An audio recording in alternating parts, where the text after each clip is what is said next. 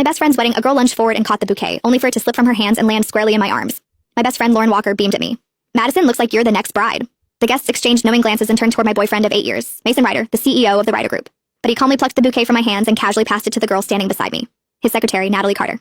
She caught it first. He ruffled my hair, his voice gentle. Be good. Give it back to Natalie for now. We'll wait for the next time. The spotlight and the guest's attention shifted with the bouquet, settling on Natalie.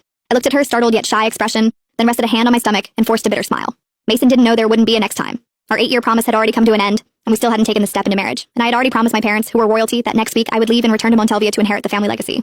The moment Natalie Carter ended up with the bouquet, my best friend Lauren Walker's smile vanished. She was even angrier than I was. Leaning close to my ear, she whispered through gritted teeth, "That Natalie did it on purpose. Before the wedding, I specifically told everyone the bouquet was meant for you." I gently interrupted her. "Lauren, today is your big day. Little things like this don't matter.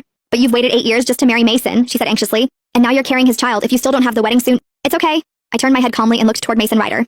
Natalie, holding the bouquet, was sitting right beside him. The distance between them was far closer than what a secretary should reasonably keep. Most of the guests were friends who knew both Mason and me well. Their eyes drifted toward me, curious, sympathetic. Lauren grew even more upset and squeezed my hand tightly. "Madison, I looked into Natalie earlier. She's a calculating gold digger who specializes in seducing rich men. She's been trying to get close to your boyfriend for months. You need to be careful. Lauren, you're the most beautiful bride today. Don't worry about me." I squeezed her hand back and gave her a faint smile. "Besides, I'm not planning to marry Mason anymore. I haven't even told him I'm pregnant." My words were so shocking that Lauren's eyes widened as she stared at me in disbelief. After a long silence, she finally remembered that the wedding ceremony still had to continue. When the wedding ended, Lauren hugged me tightly. "Madison, if you need any help, just tell me. I support whatever decision you make." "What decision?" After she left, Mason walked toward me, calm as ever. "What were you two talking about just now?"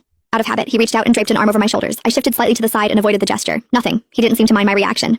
With a soft laugh, he said, "Are you angry? Natalie caught that bouquet first, after all. She's a young girl. Of course she dreams about weddings. Catching the bouquet was just her way of borrowing a little luck. Didn't we agree we'd wait for the next time?"